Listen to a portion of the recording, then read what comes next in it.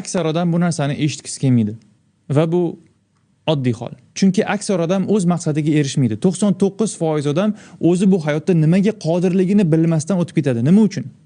Chunki ular dopamin oqimini boshqarmaydi. Boshqacha qilib aytaman, sizga ham shu tanishmi? Kitob o'qish yoqmaydi. Bir varoni tugatguningizgacha yuragingiz siqilib ketadi yoki 1 soatlik foydali video yoki darslikni ko'rguningizgacha zerikib ketasiz.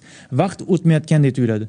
Lekin 60 ta 1 minutlik Vine yoki betayin videoni qanaqa tugatib qo'yganingizni o'zingiz ham sezmay qolasiz. Nimaga unaqa? Birodar, chunki siz miyani arzon dopaminga o'rgatib qo'ygansiz. Agar foyda keltirmaydigan yoki hatto zaharli kontentlardan dopamin olishni to'xtatmasangiz, bu degani ularni umuman ko'rmaslik va ularga olib boradigan yo'llarni to'sib qo'ymasangiz, birodar, ingliz tili o'rganishdan, kitob o'qishdan, foydali dars eshitishdan yoki umuman aqliy mehnat qilishdan hech qachon mazza qila olmaysiz. Nafaqat mazza qila olmaysiz, balki ularda oldinga ham surila olmaysiz. Nimaga unaqa? Chunki sizning miyangiz arzon dopaminni talab qilaveradi.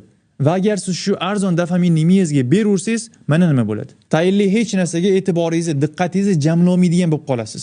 Hech narsani eslab qola olmaysiz. Har 5 soniyada nimagadir chalg'iydigan va chalg'ishni xohlaydigan bo'lib qolasiz. Yana mendan so'rashadi, nimaga dars qila olmayapman? Nimaga darslar miyamga kirmayapti? Chunki miyani chirtib yuborgansiz-da, birodar. Xo'p, endi nima qilish kerak? Detoks qilish kerak, birodar. Arzon dopamin beradigan hamma narsani chopib, dopamin rozasini tuting. Zerikishga o'rganing.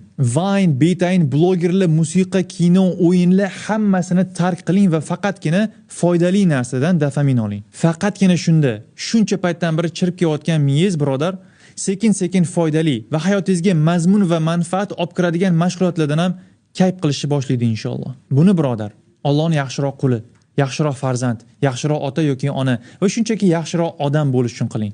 Yana qaytaraman. 99% odam dopaminni qatdan olayotganini boshqarmaydi. Siz 1% ichida bo'ling. Barakallohu fikum.